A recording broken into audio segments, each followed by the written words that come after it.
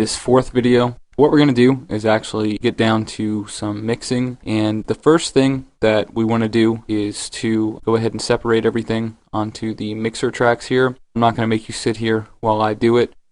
Okay, so I've gone through and separated all of our instruments here onto their own separate mixer tracks, and I've also renamed two of these send tracks, one reverb, one delay, and we'll go ahead and add those effects on there here shortly. So first, what I want to do is talk about what exactly mixing is, because sometimes there's some confusion as to what exactly a mix is. Mixing is basically just taking all of your elements and mixing them together to form one solid piece so that each instrument can be heard, so that each instrument has its own place within the song.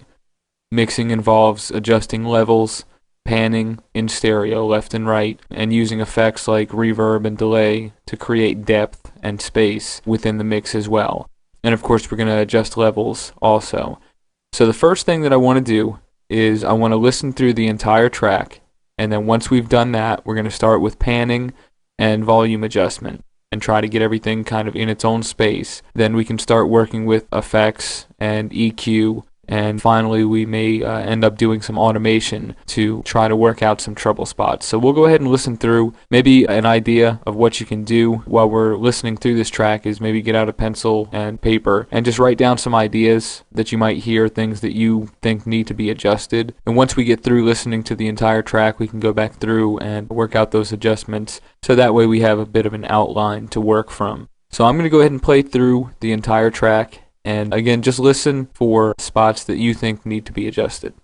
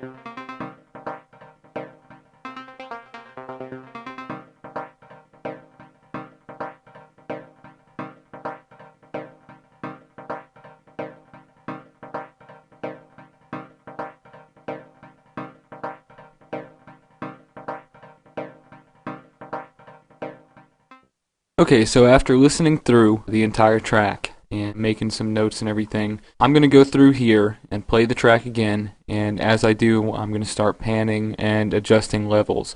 Basically, the key to this part of the mixing process is when you're panning, you're trying to make space for each instrument. So you're trying to set it up so that you don't have any instruments stepping on each other sonically. You want to have clarity across the spectrum. And the way that we do that is by moving instruments either to the left or to the right, and then later on we can use reverb and delay to move them back and forth in a depth kind of way. So the way that we're going to do this is we're going to try to get higher frequency instruments like the snare and hi-hat and some of the synths off to the side, And then we're also going to keep the lower frequency instruments like the bass and the kick and the pads kind of in the middle. And the reason that we're doing that is that when you start panning bass instruments, they start to lose any kind of depth that they once had. The reason for that is because the lower the frequency is, the longer the wavelength is going to be.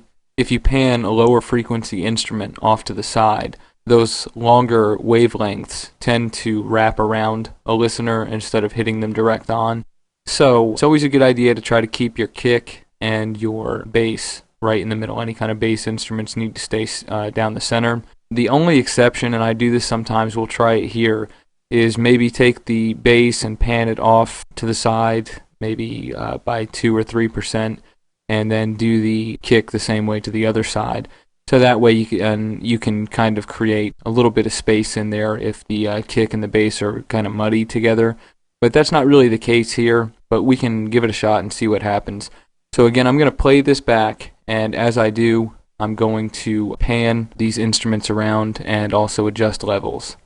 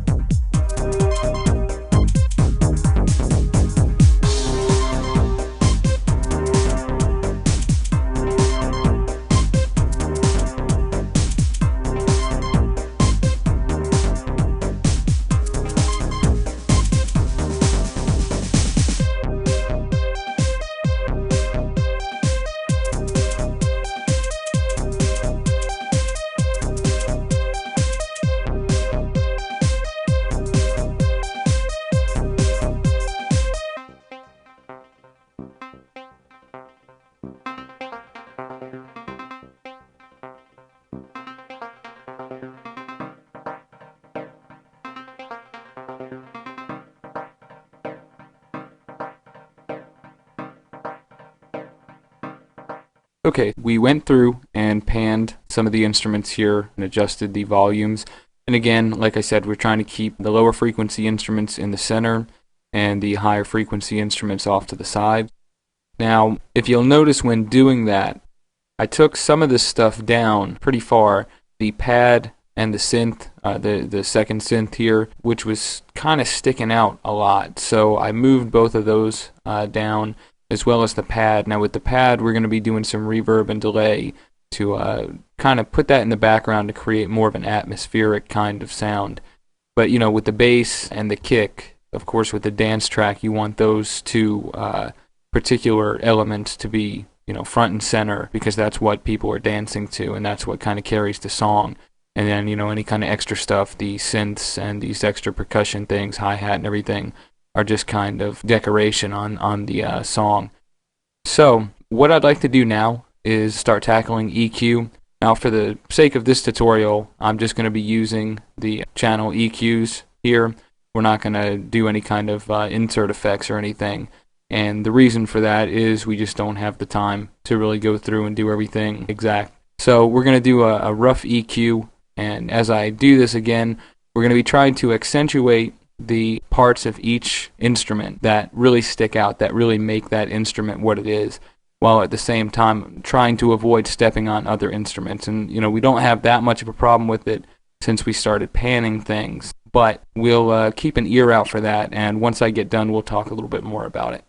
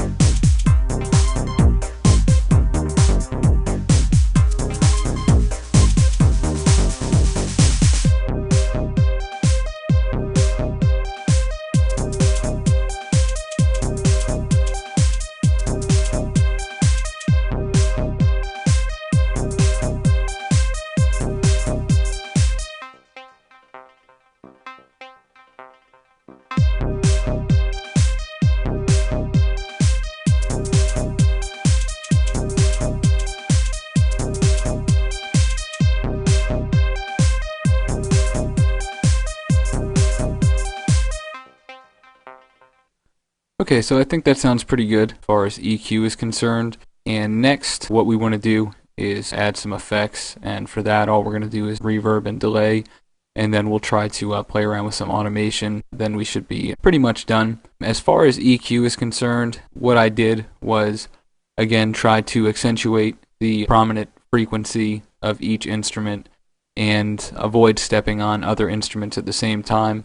In this case, the kick and the bass aren't going to be really stepping on each other too much. Number one, because the kick is considerably lower than the bass. What we did, if you take a look here, with the kick drum, I gave a slight boost here at about 73 hertz. And then with the bass, I've got a more broad boost here between, let's see, right around 100 going up to about 500. And that was just to kind of broaden out the bass and give it some warmth without stepping on the kick drum too much. And of course, if you were really going through and doing an EQ for each of these instruments, or really trying to get technical about it, you would want to get more in depth and, try cutting and boosting and everything in specific spots. But for this example, again, because of time constraints, we just went through and did kind of a quick, rough, basic EQ for each of these instruments. And then also you'll notice that once I got done with the EQ, I went back through and listened to parts of the track again, mainly because when you EQ, essentially you're raising the volume of whatever you're EQing, you're raising or lowering the volume. So I just wanted to go through and make sure that everything was still at a decent balance. So always go back through anytime you do any kind of EQ change. Make sure to recheck your mix to make sure that it's still balanced, because EQ can throw that off really quick. So again, the next thing that we're going to do is work with reverb, and for that, I'm just going to load, we'll do this preset here, this Cathedral preset, and we'll just adjust the send amount for each of these. So I'm going to go ahead and play that, and actually, while I'm doing that to save time, we'll go ahead and do the delay as well. Now for the delay, what I'd like to do is use a short delay, under 30 milliseconds. We'll do about 18. And this is mainly going to be, I'm going to pan this a little bit, this is mainly going to be to try to kind of fatten up a sound, kind of stretch it across the spectrum. And if you take a look at the delay tutorial that I did, you'll see what I'm talking about how we can use this Delay 2 plugin to create a wider sound in the mix.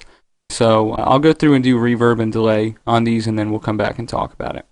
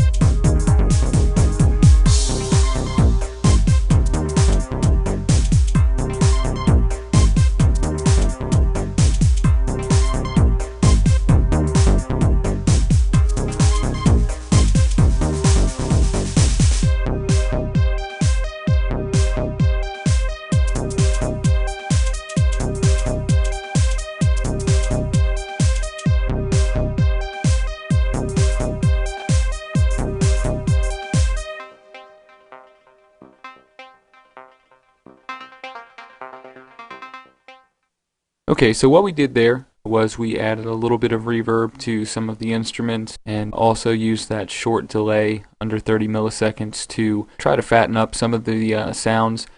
And keep in mind that when you're doing this, unless you're going for a specific effect, using reverb is good to give some depth to the track that you're working with. The reason being that, especially working with digital instruments, you don't want to go overboard with it. But because they're digital, you're not going to have that same ambience that you would if you were recording something live. So using reverb is a good way to kind of add some extra depth and space to your mix, but of course use it sparingly, and unless you're going for a specific effect, try not to go overboard with it. And the same thing with a delay. You don't want to fatten everything up because then you're just going to have a cloudy mix. So right now I think we have everything pretty much separated. You can hear everything well, and nothing is too overpowering. We've got the kick and the bass right in the middle, and then we've got the extra stuff like the hi-hats and the extra percussion, the snare kind of off to the sides, and then the synths are also coming in and out when they need to, and then we also have that pad kind of down underneath everything. At this point, what I'd like to do is mess around with a little bit of automation here, and we're not going to do anything too drastic. There's just going to be a couple spots that I kind of want to accentuate. For instance, when the first synth here changes over to this staccato kind of part, I'd like to accentuate that, so I'd like to bring the volume up right there. So what we can do is we can right click on the slider and then select create automation clip, and what that will do is create an automation clip down here with the volume. And what we'll do is just go in here and set this back down. We'll create a point and just bring that up when this part hits right here. Then we can bring it back down right here when we go back out of it. So we'll play that through. Just listen for any other areas where you think you need automation.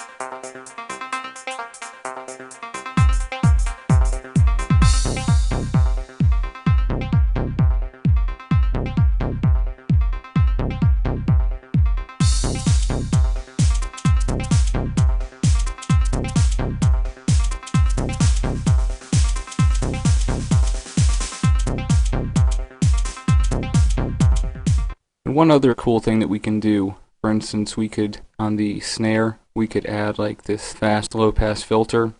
And what we can do with that, again, is create an automation clip. And we'll do that for the cutoff knob here. And the way that we can do that is when we have this snare roll come in, we can create kind of a neat little fade in. Let me see, where is it at? Okay, so we have it right here at 21. So we will draw a point and have that fade in over the duration. Move it over.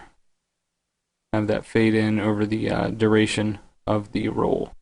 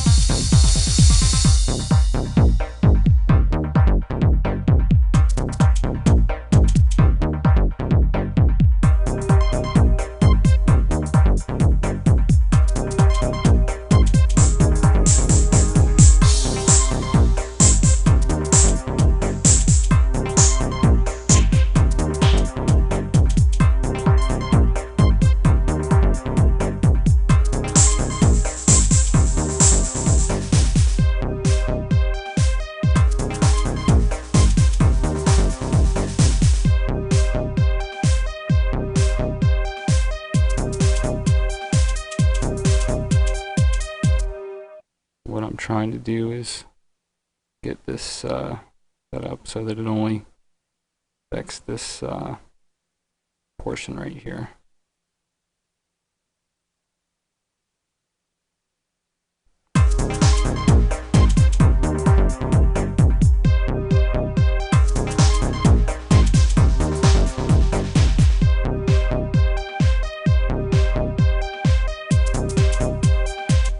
And then to solve the problem here where it's not allowing us to just hear the normal snare, again, we can just create an automation clip for the on-off switch. Again, we'll just go in here, and when we don't want it on, we'll just draw it down. And then when we want it on, we'll just keep it on right here. Oops. Bring this back over.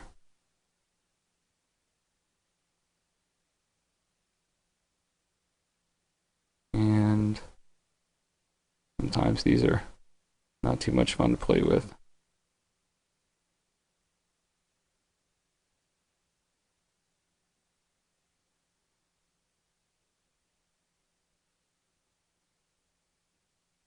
All right. And do the same thing for this other area here.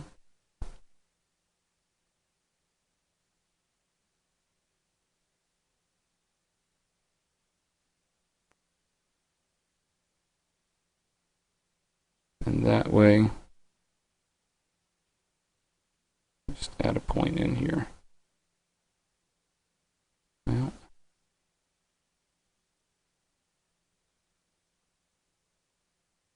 there we go. So we start right here and right here. As you can see right here, the low pass filter is off right now.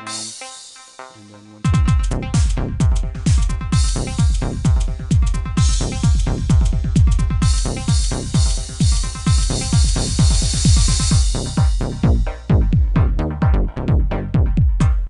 So let's go ahead and listen back through the track one more time, and any kind of last minute adjustments that we need to make, and go ahead and make those. Other than that, it sounds pretty clear to me, and everything seems pretty balanced. One other thing to mention as far as balance is concerned, what I try to do is have a symmetrical mix, meaning I try to keep the heavier instruments in the middle, and then if I pan a hi-hat off to the right, like for instance I've got this about 50% to the right, I'll try to have something countering that on the left. So here I have the extra percussion on the left, same thing, right around 50. And you can see here with the synths, I did the same thing. I've got the crash over here, snares panned a little bit to the side.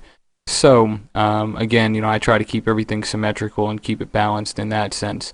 So we'll go through and listen to it one more time now that we've done our mixing, and see if there's anything else that we need to change, anything that sticks out, and if not, we'll be ready to move on to the multi-band compressor.